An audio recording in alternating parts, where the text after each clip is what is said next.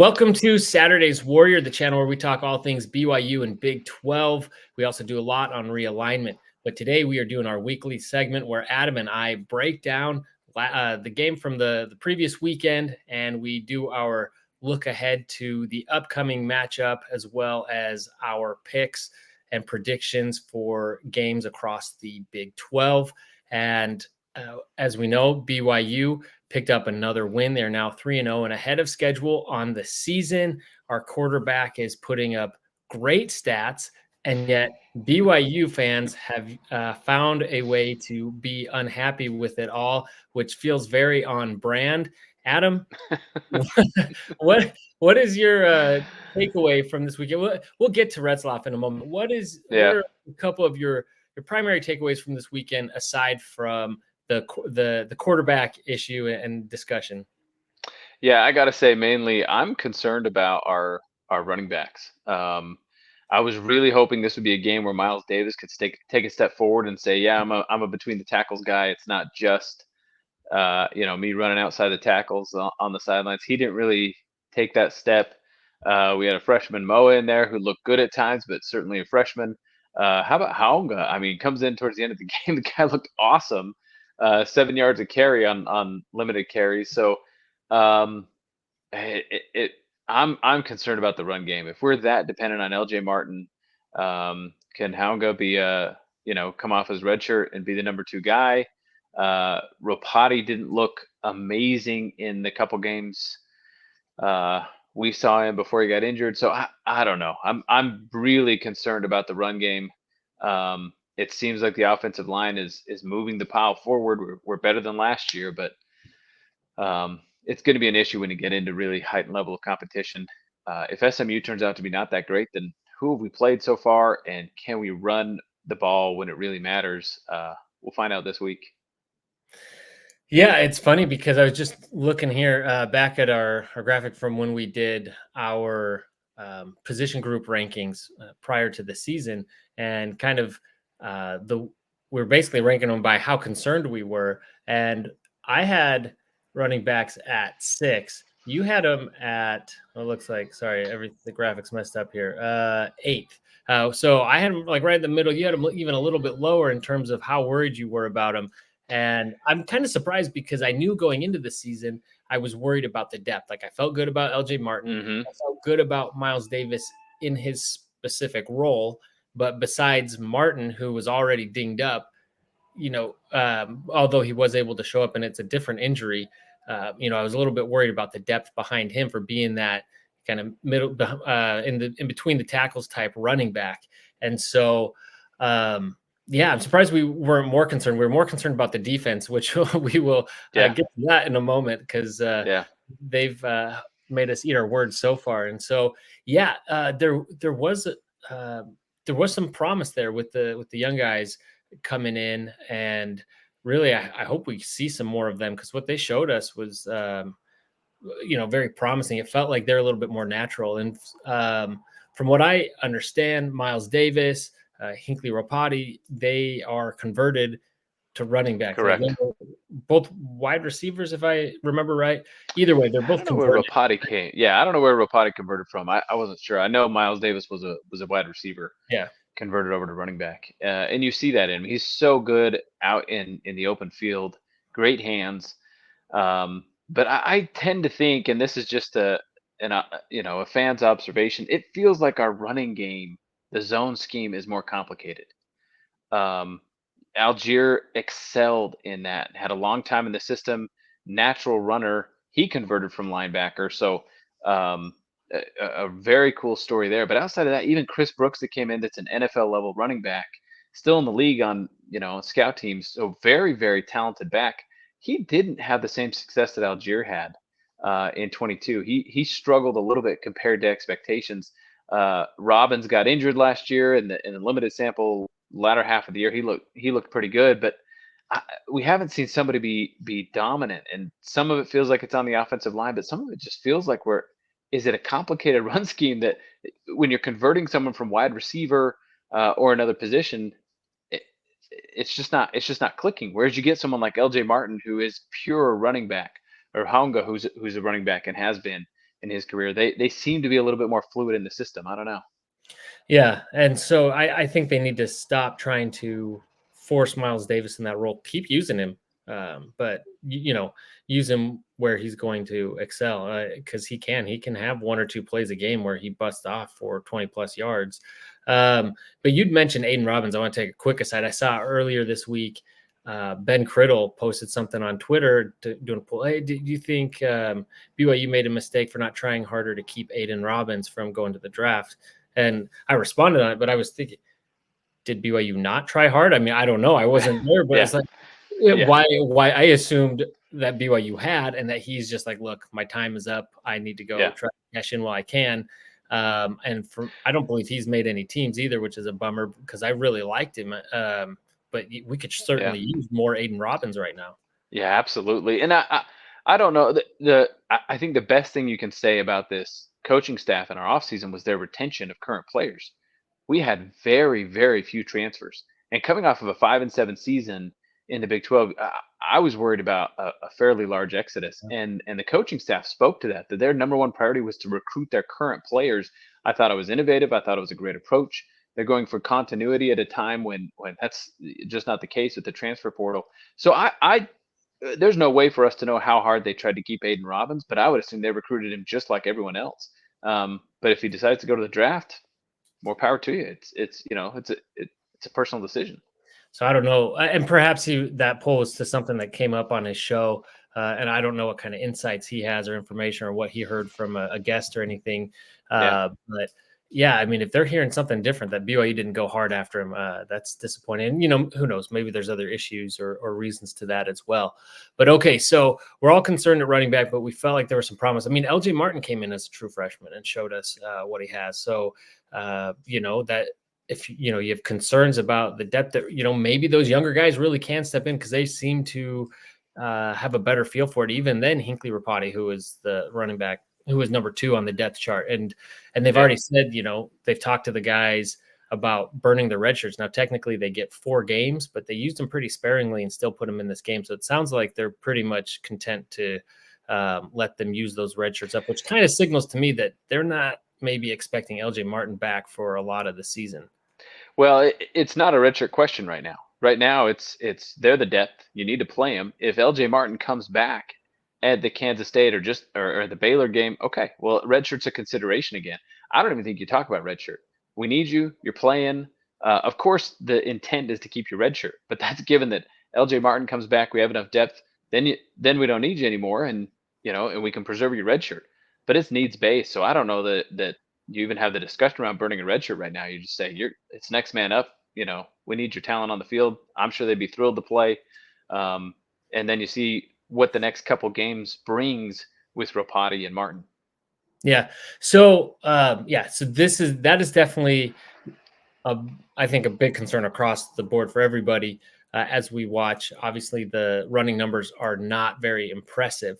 On the other hand, and the offense is doing a little bit to counterbalance that, but we'll get to that because that kind of overlaps with our quarterback conversation. But on the other side of things, BYU is also doing an excellent job of containing the running game on its opponents. And so the defense, as we've talked about, and we'll probably hopefully have reason to continue to talk about throughout the season ad nauseum, is how impressive this defense is.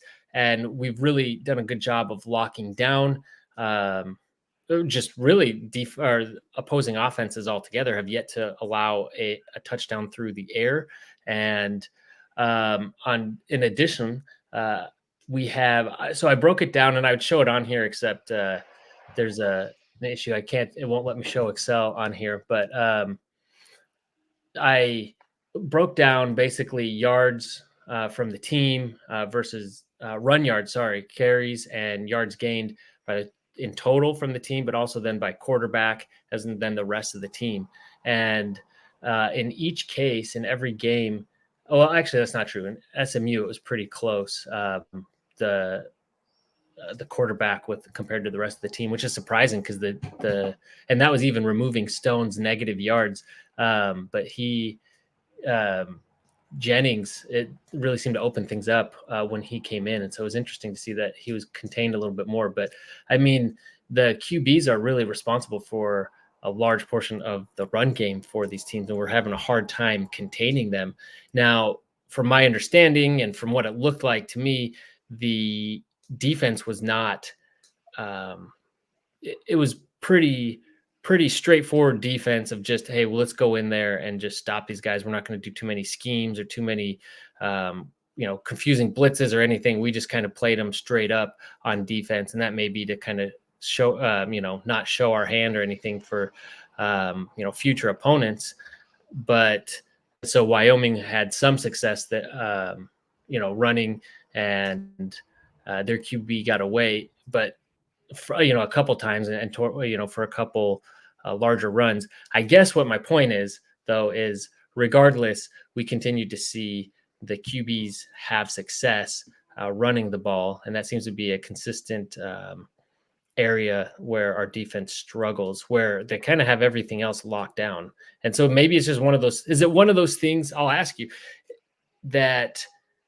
You have to give somewhere, and that's like we're choosing, hey, if we have to give up somewhere, we're going to put it in the quarterback's hands and like force him to make the play? Or is it just something schematically or with the personnel that we're just not able to contain quarterbacks? Yeah, I think it speaks to a couple things. First, if that's your one area, it means you're locking down your receivers, right? Our secondary has been lights out. You mentioned no passing TDs allowed through the first 3 games. That's awesome. So secondary has been incredible. And a QB's running often not by design run. There was some design run in the first couple games, but especially in this last one, a lot of the QB runs are from broken plays because there are no open receivers. So I think that speaks to a positive for our secondary. And then, as you mentioned in the stats you were reviewing, the running backs aren't getting anywhere either. So we're shutting down the traditional run game. All you have is the quarterback run. So I don't know if the defense is thinking, that hey, pick your poison. We'll give you the quarterback run. I think they're trying to stop the QB run game. It can be a dagger against a really good team. And if you see K-State start to complete passes and they're getting chunk plays, and then it comes down to it, and you've stopped them to a 3rd and 8, and every time that running quarterback is converting the first down, that's where you really have problems with the running QB. The way we're doing it, shutting down the run game, and you're getting 120 yards passing, and then the QB's rushing, that's fine. I mean, if Avery Johnson comes in on Saturday and he runs for 120 yards, and everybody's like, man, we can't stop the QB run game, but the rest of their team ran for 20 and he threw for 100 yards, awesome. That's fantastic. There are no problems with that whatsoever. And so I think it depends on the game, it depends on the team, but I'm not as concerned about that aspect as I think some of the fans I've heard to say, oh my goodness, we can't stop running QBs. No one's had more than 300 yards on us. No one's completed a passing TD. They're averaging 14 points a game. Whatever we're doing, it's working great. And so if that means that in our scheme, the quarterback runs a little bit, I'm fine with it as of now. This Saturday is going to be the test of that, because boy, Avery Johnson is fast and very, very, very good. Yeah. I want to pull up a few things on the defense here as we look at it. This is just what is considered Western schools, but BYU in terms of yards per play allowed is number 1 out of all these schools. And you look at that's even compared to Utah, and they've played kind of a similar schedule. They both played an FCS, a Group of 5, and one Power 5 school. So a similar schedule to this point. ASU, Cal, it's kind of surprising, but I mean, you look at these teams up here. And Cal's been pretty good. Don't discount that game against Auburn. They look good. So and so I mean, that's pretty good company to be in and to be really on top of there in that regard. I like this one. I love Cougar Stats. So if you're on Twitter and you don't, make sure you follow Cougar Stats. He's got some great stuff, great nuggets. But it says BYU is one of 11 teams which has not allowed a passing touchdown this season. So that's, as we already talked about, but 1 out of 11 teams. So I think that's an impressive stat. another one from Cougar Stats is BYU has held all three opponents to 261 yards or fewer this year. That's to your point. The last time BYU held opponents to no more than 261 yards in at least 3 consecutive games was a 5-game stretch in 2012. And if anybody remembers that time, we had really no offense at that point, and those were pinnacle Bronco defensive teams, and so I mean that's a pretty good comparison. And it's been a long time since we've seen this kind of production from BYU. Now again, you have to take the opponents into account to a degree. So we'll see how this defense continues to hold up. But right now, it looks like it has no sign of slowing down, at least in my opinion. And then BYU defense is holding opponents to, and we're looking at all these stats. I'm not going to read all of them, but if you can see on the screen here, but points per game allowed, they're 27th in the nation. Yards per game, they're 6th. Yards per play allowed, 8th. Third down conversion allowed, they're 5th. Yards per rush allowed, 38th, and then yards per rush per game, or rush yards per game, allowed is number 17th. So, I mean, those are very impressive, especially considering our defense last year was ranked at near the very bottom. It's very impressive numbers there. And then Jerem Jordan says BYU has given up 15 points or fewer and fewer than 275 yards in all 3 games. And so, again, I think it's just keeping context with what our defense is doing. So it makes you feel good that even with some of these concerns on offense, that our defense should do enough to help take some of that pressure off the offense and help keep us in games, even when we're not producing offensively. Yep. Yeah, agreed. It is spectacular what they're doing. They're fun to watch. Really, really exciting brand of defense, and it's fun. It's been so long since we've had defense like this at BYU, and it's fun to watch. Yeah, I love it. So, all right. So those are some of the things we've noticed. But of course, there's the big conversation around quarterback. And despite everything that Jake Retzlaff has done, there is still some consternation among many fans, or at least it feels like half the fan base at this point. So, Adam, how are you feeling about Retzlaff 3 games into the season? Yeah, I think some of this comes down to, as a fan, what's your risk profile, right? What's your propensity for risk? Because he definitely. I understand the frustration. I do, and I feel it when I'm watching him, and you see some of the throws, and you're just like, "What in the world?" And he's a gunslinger. He is, and that's the mentality. And he's a gunslinger without a lot of, oh, how would I put it? The sort of that internal check that you want your gunslingers to have. And so people will draw a comparison to Favre, if we threw so many interceptions, or Detmer holds a single season record for interceptions in a season at 20 interceptions in 91, the year after he won the Heisman. He's the career leader in interceptions at BYU. Like, that was his game. But he also scored at a mind-boggling rate and would throw for 500 yards all the time. And so Retzlaff has shades of that, where he steps up in the pocket, avoids coverage, and throws a frozen rope 25 yards to Lassiter for a touchdown pass. And everybody's like flipping out because he makes these amazing plays. But there's this huge disjunct between the stats. PFF loves him, right? Greatest quarterback in the Big 12, and the eyeball test when you're watching him, and you just feel like any play could be a turnover or a bad decision. And so I certainly understand the fan angst. I feel it when I'm watching him play. And it feels like he's just a couple steps or a couple throws from disaster. My sense is he's going to continue to play. I think it was Riley Nelson gave an interview a little while back where he said, look, he's played 7 games. You kind of know his style. You know what you're going to get. And I kind of feel that way. This is Retzlaff. I think he's going to play until his turnovers cost us a game, and then we're going to go with Bohanon. But just like any backup quarterback, Bohanon comes with his own frustrations. And I think this oppositional BYU fan is going to say, well, I'll take those frustrations any day over what Retzlaff has given it. And I hear you, but Bohanon is going to be a lot of dink and dunk. You're not going to get big chunk plays with him. We know who he is, right? He's played 4 years of collegiate football, 59% career completion rate.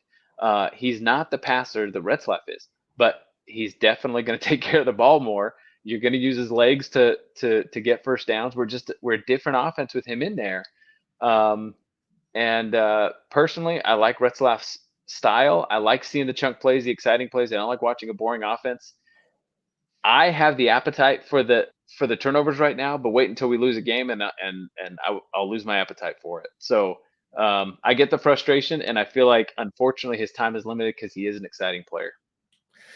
Yeah, so I am one who during the SMU game thought, okay, we need Bohanon because there were the turnovers, but also it was as much the turnovers as it was we have no run game. We need Bohanon in. And then we saw the change near the end of the third quarter where they started running Retzlaff a little bit more, and that really started opening things up for him. And so, and then this week, something we saw was that they came in, and this is for all the A-Rod haters that say, he's slow to adapt and he calls terrible games. I thought he called a much better game. They came in with a different game plan saying, hey, we're going to be limited at running back. Well, I've got this novel idea. Instead of establishing the run to open up the pass, why don't we establish the pass to open up the run, which they never really did open up the run, but they really committed hard on that first sequence. And then really after that as well, they were just really leaning into the pass. And so, to me, that shows, okay, one, there's progress there. We're starting to adapt the game plan to the personnel. So when we talk about having Bohanon in, it's like, well, Retzlaff has been running it pretty effectively in terms of, when they've needed him to. He's had a pretty good sense of, okay, I'm going to tuck and run, or I'm going to be able to get the ball out. Now, we do expect that pressure on him to continue to get more and more difficult, especially this week going up against K-State. But with Bohanon, if you don't have those deep plays to open that up, yes, he can run, and maybe he can run even better than Retzlaff. But if he's not able to kind of make the defense respect the receivers, then they're going to be able to take away that element too.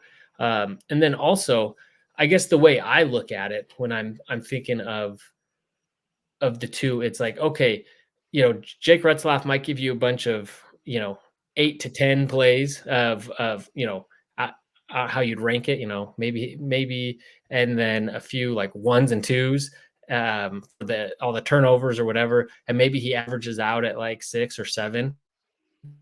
Whereas Bohanon, maybe he's just consistently, gives you a bunch of 6 and 7 plays and averages out right at the same area. And I don't know. I mean, to me, that's my read on what the coaching staff had in front of them. As they said, yeah, these guys are kind of averaging out the same. We think ultimately they kind of give us the same, but who gives us the higher potential? And then so you take those essentially coin flips, because some of those turnovers, those near interceptions that everyone's talking about, for Retzlaff, sometimes that is just a coin flip, and you'd think against more opportunistic defenses or whatever, you think against tougher defenses like a Utah or like K-State, whoever that we go up against, that they are going to be able to take advantage of some of those close calls. And so, like you said, how much appetite do you have for it? And right now, I just don't know, with the way Jake is producing, how you could say, no, we're going to go ahead and bench you.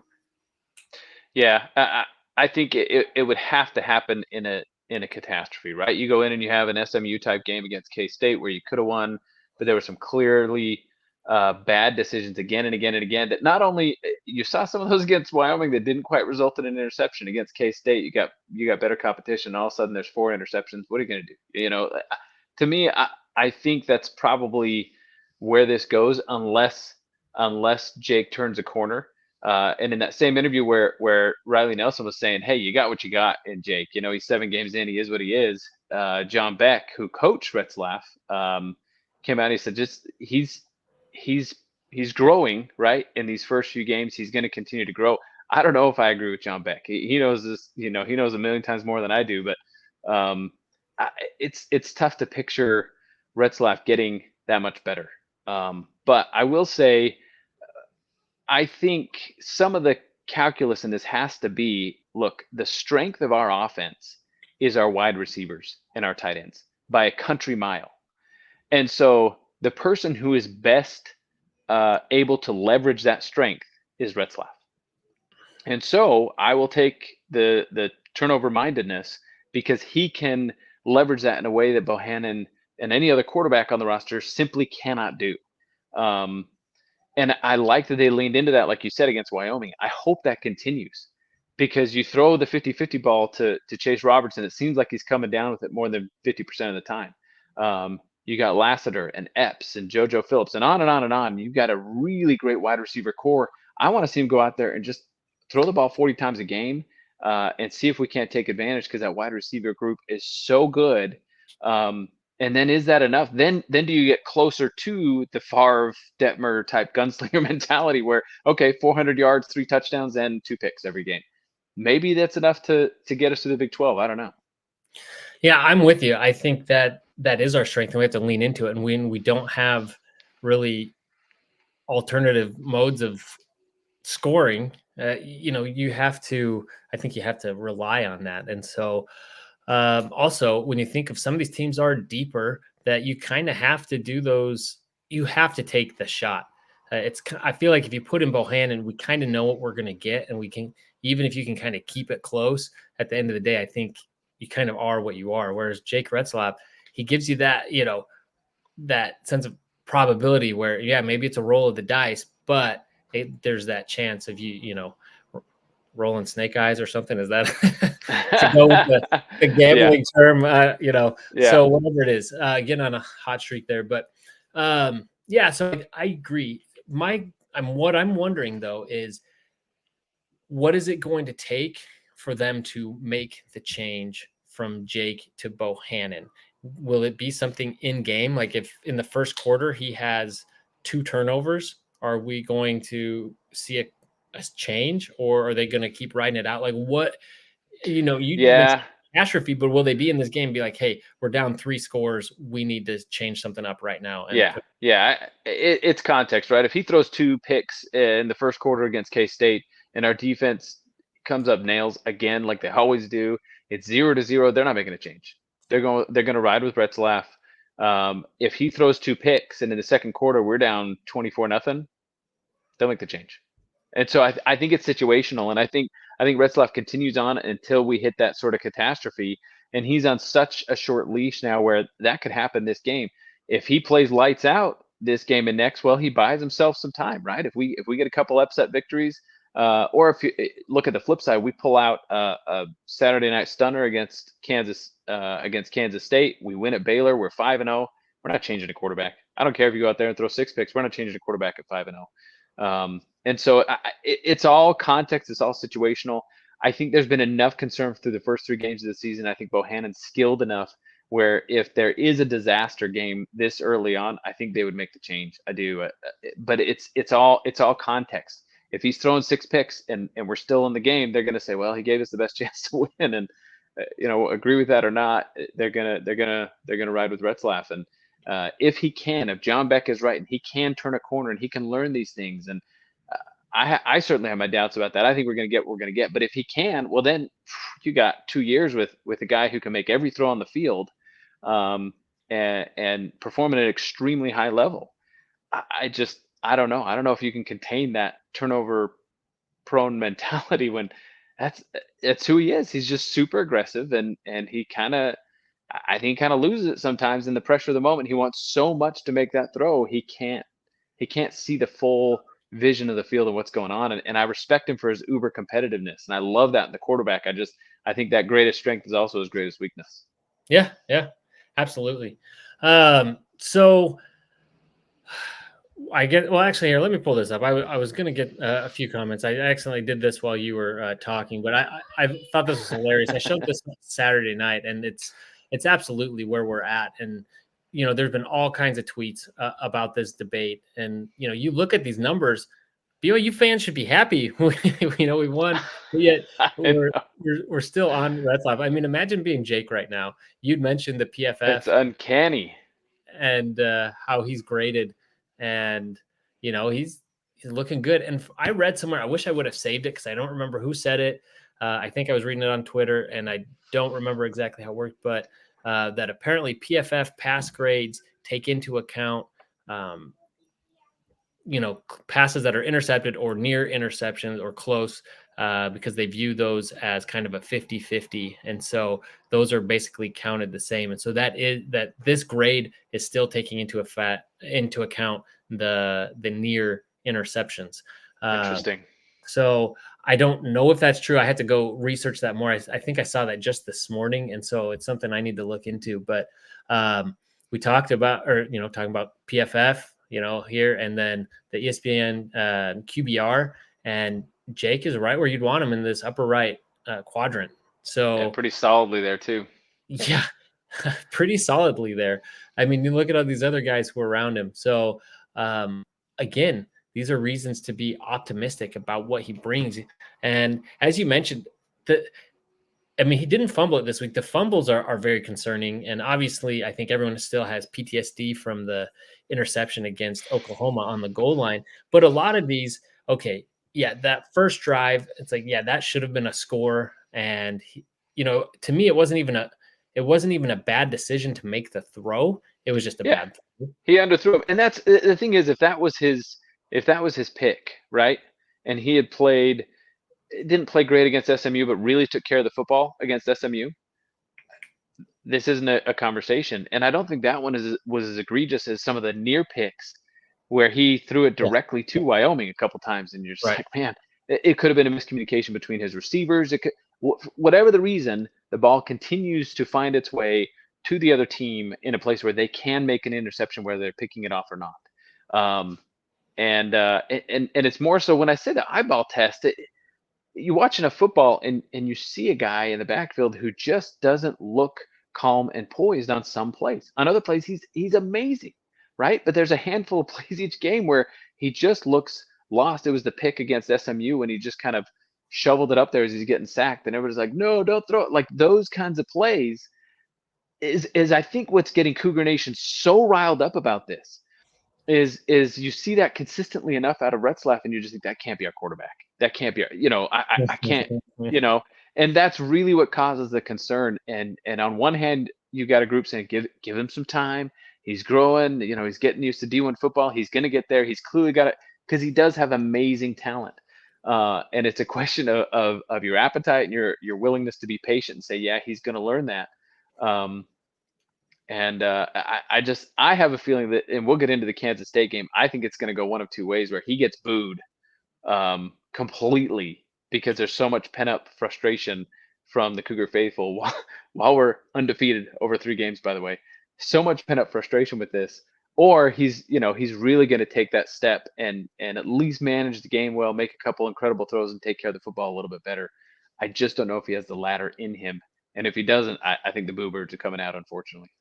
Yeah, which is crazy too, because even if you lose that game to K-State, it's like, yeah, well, they're a top 15 team in the country and one of the front runners to win the Big 12, and to still come away and be upset, by that loss after how we played. Yeah, you're right. It is pent up frustration. A lot of it is pent up from last year. And I think that's where a lot of this is coming from, because as I was saying, that one interception, it was a little underthrown, but it wasn't him making a terrible decision. Correct. He held onto the football well. And so it seems like there has been some improvement.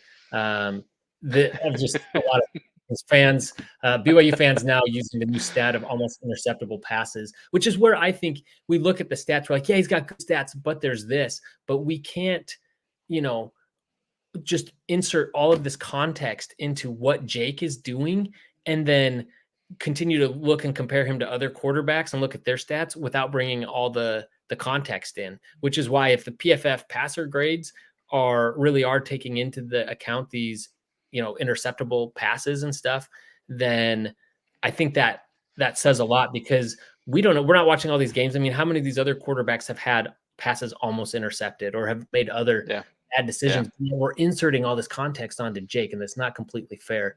But anyway, we're not going to go through all these for the sake of time, but just talking about looking at his stats, and, you don't bench a guy who is 3-0 and had 350 plus yards, 3 touchdowns to 1 interception. He's having a great year. He's coming off a great game. I think we continue to, he will start. I'm just wondering, if he goes out there and there's no interceptions and yet we're still losing in this game, do you see him get pulled? Like if he's playing well, but we're losing, this is a team we're supposed to lose to, even then. Yeah, the coaching staff is clearly supportive of him. They want him in there. They want him to play well this year and next year. If we're losing and Jake Retzlaff is taking care of the football, regardless of his other performance, if he goes 13 for 30, 0 picks, 0 touchdowns, we score a couple field goals, can't get the running game going, we lose 24-6. I don't think they're pulling him. I think they would pull him for a turnover disaster because that is his Achilles heel. And you better believe they're talking to him about it and saying, hey, Jake, you got to cut down on, better coach speak than this, but you got to cut down on the turnovers, right? He knows he can't do that. Satake said as much to the media, which basically speaking to Retzlaff through the media saying, take care of the stinking football, right? So he knows he's got to take care of it. And if he does that and the offense struggles besides, I don't think they pull him. And I don't know there's a reason to pull him. That is his issue. He's going to be good in all other aspects of the game. He's proven that. He's very, very, very good. He's got to take care of the football. And can you do that when it's your nature to be a gunslinger and a risk taker? Okay, quickly here. So what was your favorite play of the game? Oh, favorite play of the game, I would have to say the Lassiter touchdown. Oh, really? Yeah, I love that. That was awesome. Up there would have to be the Epps touchdown, just because I love how they use him in the red zone, and as well as punt return. Marion's punt return. Marion's kick return was pretty awesome. Yeah, that's got to be up there. Just because you did once every 10 years you get one like that. I was at the West Virginia game where he had one, and they called it back on an awful penalty away from the ball. So it was cool to see him get another one. Yeah. It was a lot of fun, and I was happy to see Gerry Bohanon get in and actually be able to run a few plays. Yeah, I would love complete a pass. I would love to see him get out there. Us get up so much on Baylor that he gets out there and we can see him do something against Baylor. That would be good.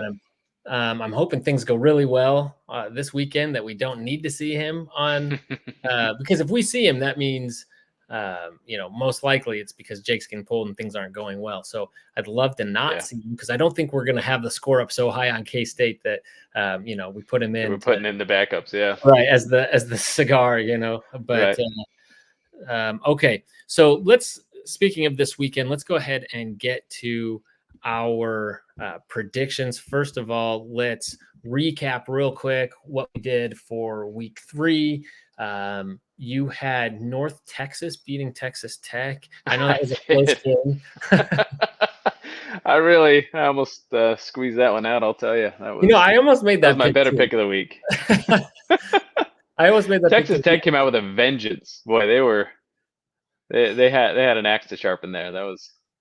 They certainly did. But I did pick Kansas over UNLV, and I think that UNLV is a very solid team, and Kansas, something's going on there. It doesn't make much sense.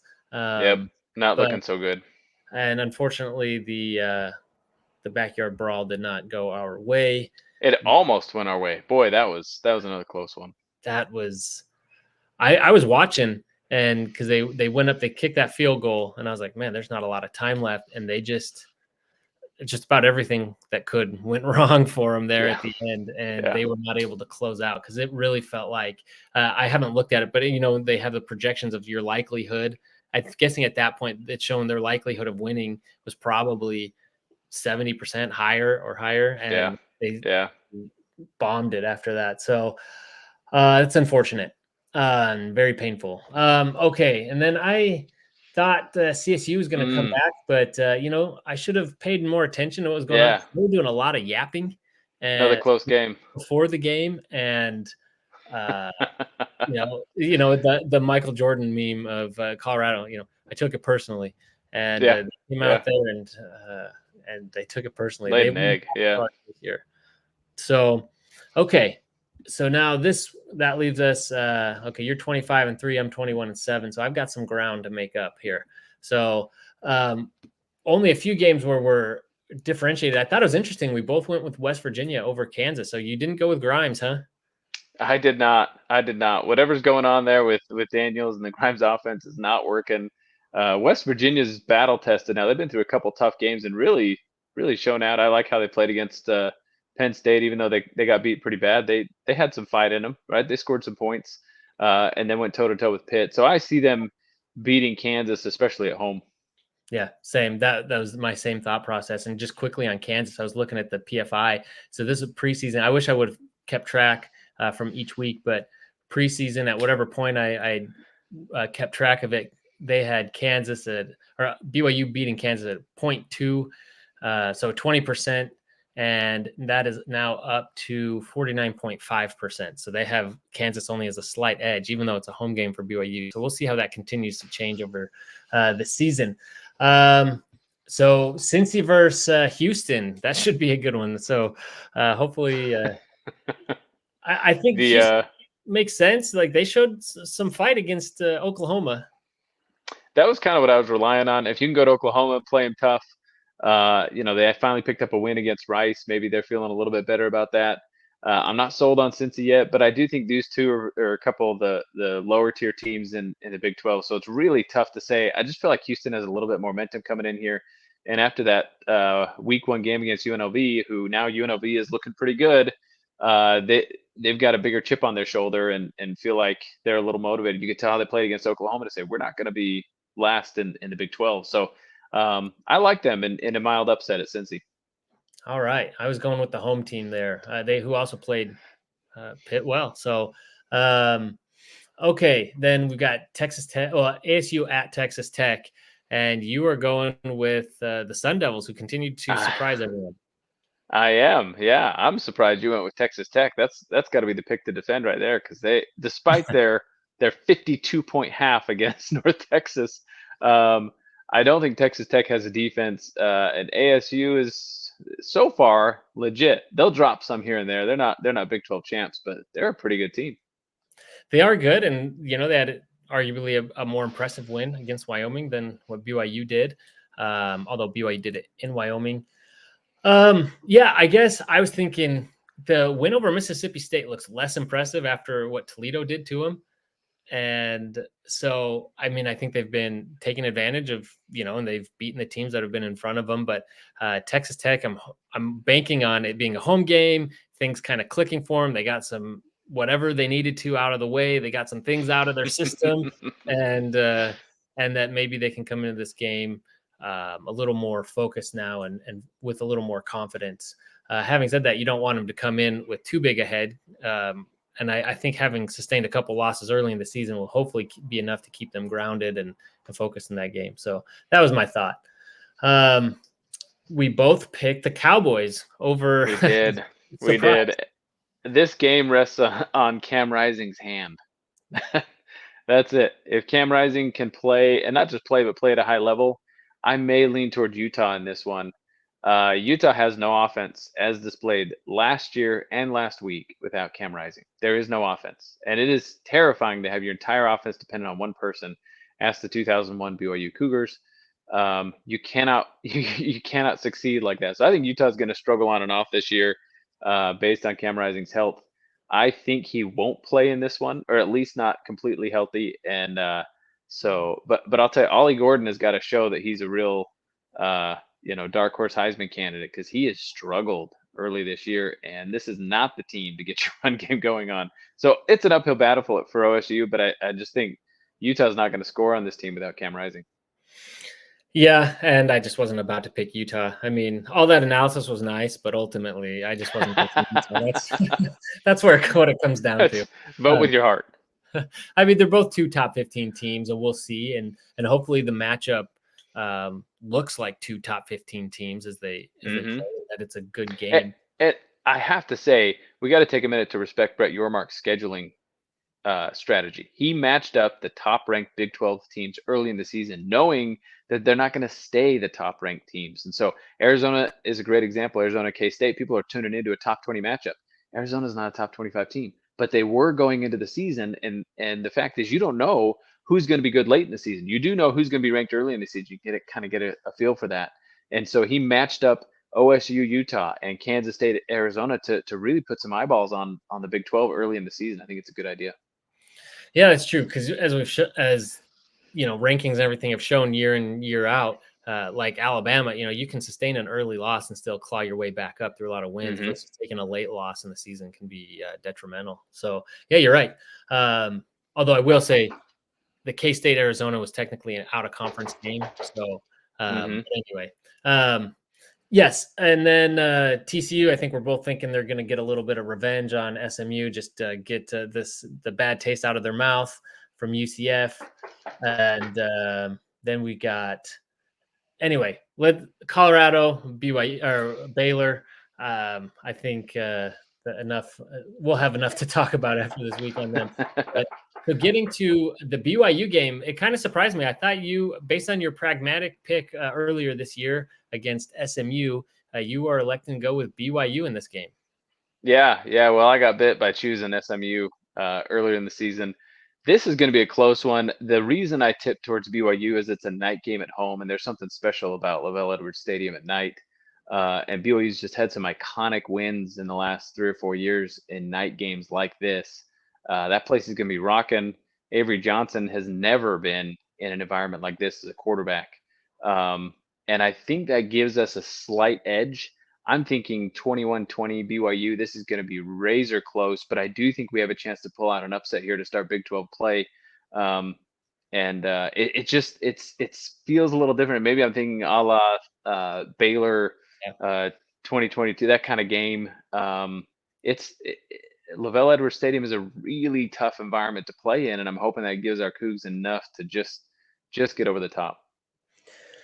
Yeah, I fully expected once we got to this point in the season that I was going to be picking K-State. That was my preseason pick here, but with BYU and Jake, even with all the complaints, I still think he's playing well enough, and he's shown enough that if he's playing well, which isn't if, but you're like you're saying in this environment, at home under the lights, that I think our defense is solid enough to help keep us in these games, and that if we can get the good version of Jake and limit those turnovers, that I really think BYU can be in this game. And if it really is going to be a close game like that, I can't really pick against BYU. And so I am going to pick them to beat K-State. Now, do I really truly believe it in my heart of hearts? I do think it's going to be a tough one, but I do think that BYU stands a chance in this one, and I'm really excited to watch this game. So we will see. Yeah, it's going to be a good one.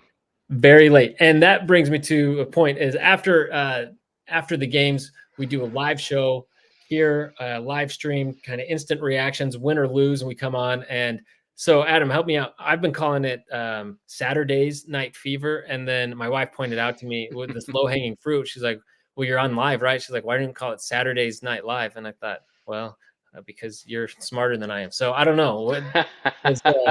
Maybe I need to change it to Saturday's Night Live, but I think your wife's got a point there, and she is smarter, and so that's a golden opportunity there.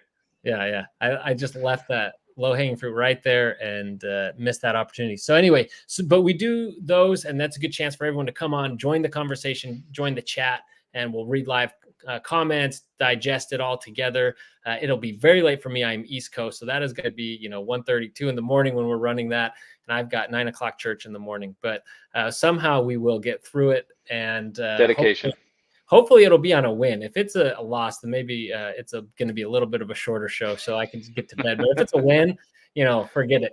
But also later this week, we are doing a Know Your Foe segment with one of our College Huddle members, the Cocaine Willie Kansas State podcast crew. And so we'll be going through and dissecting the matchup between the two teams and making our predictions and everything. So be sure to, if you haven't already, subscribe to the channel so you can catch all these other videos, all this content we put out, and also like this video. And as always, go Cougs. Go Cougs.